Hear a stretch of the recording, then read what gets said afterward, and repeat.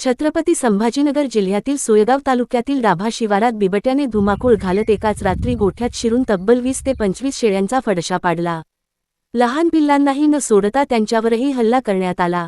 या घटनेत शेतकरी विठ्ठल रामा इंगळे यांचे लाखो रुपयांचे नुकसान झाले आहे।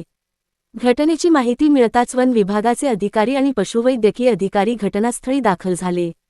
पंचनामा व शवविच्छेदनाची प्रक्रिया पूर्ण करण्यात आली असून बिबट्याला पकडण्यासाठी पिंजरा लावण्याची मागणी शेतकऱ्यांकडून करण्यात येत आहे।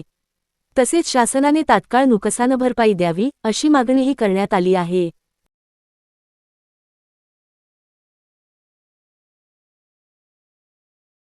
आज शेळ्यांचा जो प्रकार झालेला आहे, नेमका काय प्रकार आहे, ही घटना कधीची, काय सांगाल या संदर्भामध्ये? मोजे डाबा शिवारातील गट क्रमांक 68 मधील आमचे मामा विठ्ठल रामा इंगळे यांच्या शेतामध्ये काल रात्री 8 आणि 9च्या दरम्यान बिबट्या वाघाच्या हल्ल्यामध्ये बिटल जातीच्या जवळजवळ 30 बकऱ्यांचा त्यांनी फडशा पाडलेला आहे। आणि विशेष म्हणजे यांनी कर्ज काढून त्या बकऱ्या आणल्या होत्या आणि जातवान बकऱ्या असल्यामुळे त्यांचं फार मोठं नुकसान झालं। जवळजवळ 6-1 लाख रुपयाचं नुकसान त्यांचं झालेलं आहे।